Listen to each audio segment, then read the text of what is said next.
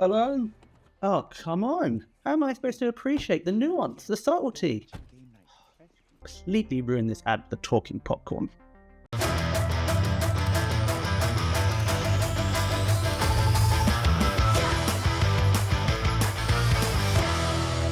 Welcome back to Movie Punch, where we punch movies so you don't have to. Today we're talking about a subject that's been bouncing around since the invention of television. Are cinemas dying?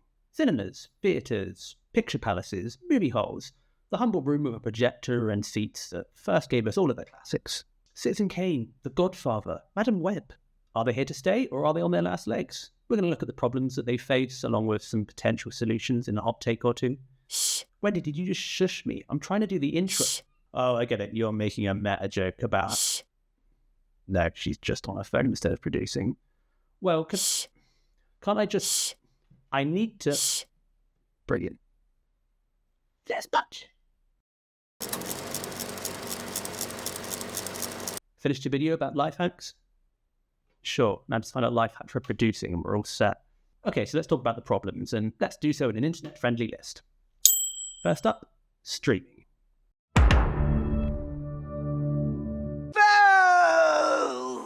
Yes, that old faux television. Obviously, TV has been around for decades, but the quality of streaming shows combined with its on-demand nature mean that it's more convenient than it ever used to be. You could still argue that the highest quality content is still in cinemas, but that brings us on to release windows. Any movie that does make it to the cinema will still end up on streaming in a matter of weeks. Why go to the effort of going out when you can see the movie that everyone's talking about while they're still talking about it? Especially when going out involves spending a lot more money. $1 million. The price of the cinema continues to soar to the point where it doesn't just have to compete against TV, but it has to justify why it costs 4 times as much as a streaming service for 2 hours of content. And 4 times is probably conservative if you're taking a date or the kids. And speaking of people with no etiquette. Smokey, this is not Nam, this is bowling. There are rules. This has always been a problem, but I feel like in recent years it has got worse. Audiences just seem to have forgotten how to behave around other people. When you watch a movie at home, you don't have to deal with anyone else. And also, you don't have to deal with ads. How can that be profitable for Frito-Lay? This one's been bugging me for years, and it's been gradually getting worse. I only have anecdotal evidence for this, but in my local cinema, I have to put up with 40 minutes of ads, trailers, sponsored buys. Have you bought your snacks yet? Have you bought a membership? More ads. People going on and on about how important the cinema experience is. When the experience is more frustrating than a YouTube pre-roll ad, you know something's gone badly wrong. And when you sift through all of that and finally get to start watching, there's the issue of quality. God damn, Jimmy. This is some serious gourmet shit. There seems to be a growing trend for movies to, well, suck. If the general release schedule is filled with movies that no one wants to see, is it any surprise that no one's going?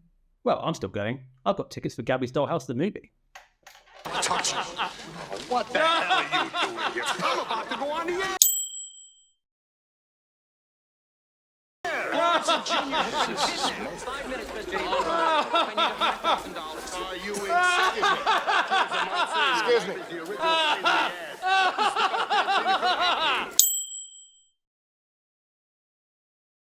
Dad, are you going to loan me the money or not? No, I'm not going to let you. You work for me, remember? I know what you get. You're a damn credit risk. All right, just get the hell out of here, huh? I got a goddamn campaign. Oh, cat rat, you reckless drunk. Okay, so we've laid out the problems that cinemas are facing, but this isn't CJ's Debbie Downer hour. This is CJ's hot takes. So let's have a hot take. The death of cinema will be slow, but it is happening, and it's happening for one reason only: release windows.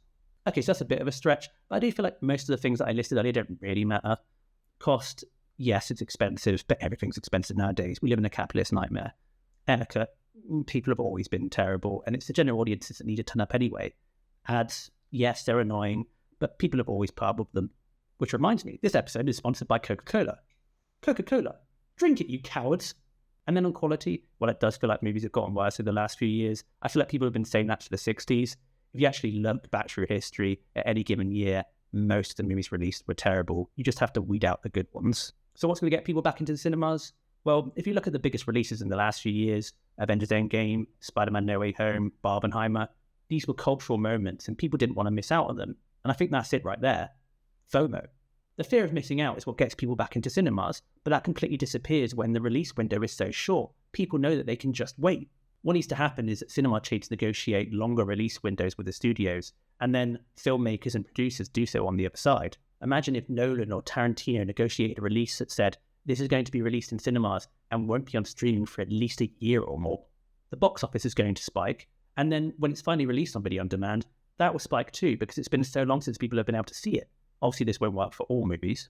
People want to laugh at Madame Web in the comfort of their own homes. But if studios made half a dozen big releases each year that were cinema only for a considerable length of time, people are going back into the cinema to see them because they don't want to miss out. What are they going to do? Wait an entire year for the next terrible Sony Spider-Man spin-off?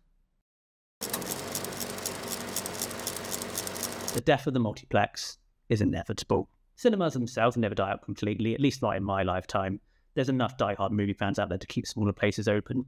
But if you're a multiplex with 12 plus screens, I just don't see how you're still open in 15 to 20 years. You need the general public to make that business profitable, and I just don't see it. They're bleeding off. Unless, of course, you follow my advice from earlier, but I don't see it.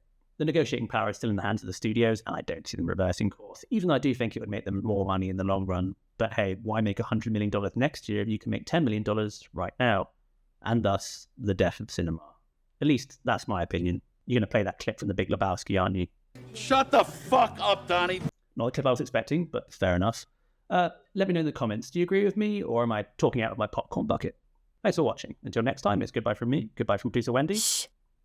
And if you'll excuse me, I'm off to my favourite place in the whole wide world. Oh, that's it. I'm done. These places can burn.